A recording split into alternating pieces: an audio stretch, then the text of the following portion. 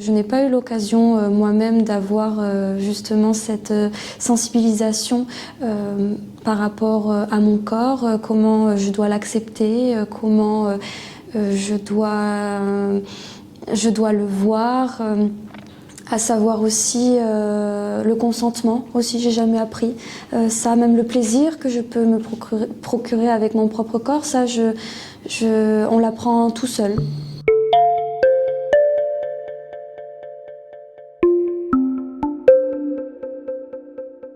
Les jours où je n'aime pas mon corps, c'est souvent parce que j'ai passé aussi peut-être un peu trop de temps sur les réseaux sociaux. Ça peut paraître tout bête, mais je peux voir des femmes justement qui sont entre guillemets parfaites.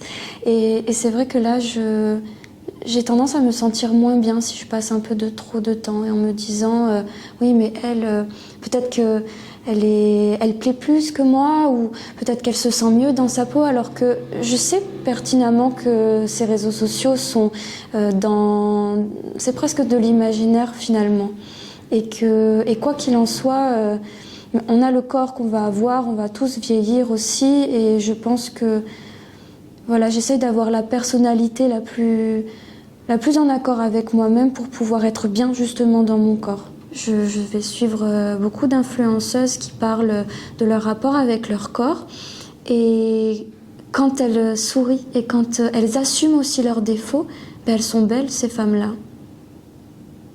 Ce que j'apprends aussi en ce moment, c'est que j'ai eu tendance à trop attendre des autres qu'on me dise que je suis jolie.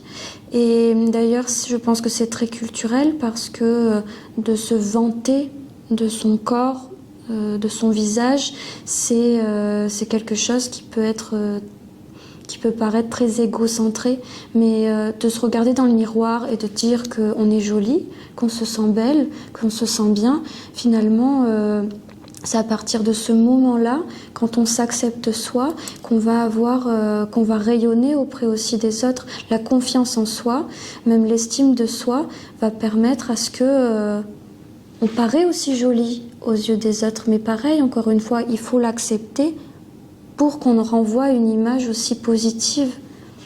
On ne nous apprend pas en fait à retenir réellement le positif. Donc il va suffire d'un commentaire qui n'est pas forcément méchant, mais qui va être que l'on ne va pas apprécier, et ça peut avoir encore cet impact pendant plusieurs heures, plusieurs jours, plusieurs mois.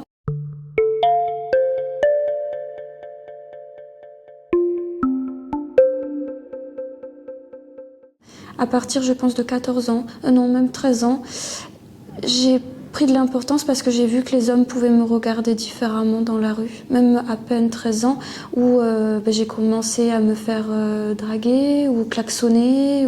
Et c'est là que j'ai vu qu'en fait, en étant une femme, on peut être en danger très facilement. Je me faisais jolie, mais je n'avais aucun besoin de séduction. Enfin, en tout cas, je commençais à aller sur ce penchant-là, mais voilà, au départ, je ne comprenais pas pourquoi il fallait se faire jolie. Je n'ai jamais appris à dire non. Je ne sais pas aussi la première relation que j'ai eue, où était ma place, à quel moment je dois faire plaisir à l'autre, et à des moments penser à soi-même et à dire non.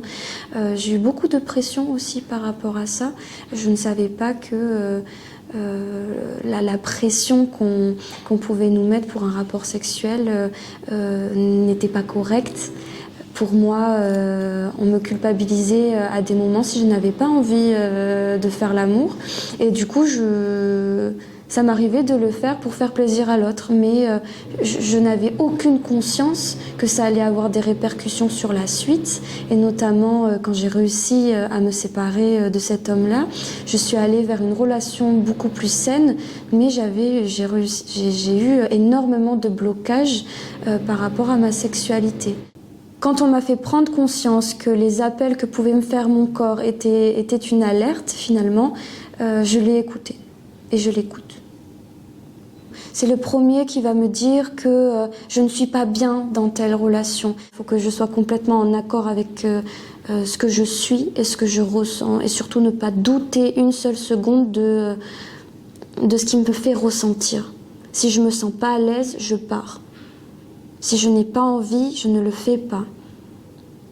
Si quelqu'un veut rentrer dans ma sphère alors que je me sens bien, je l'enlève aussi.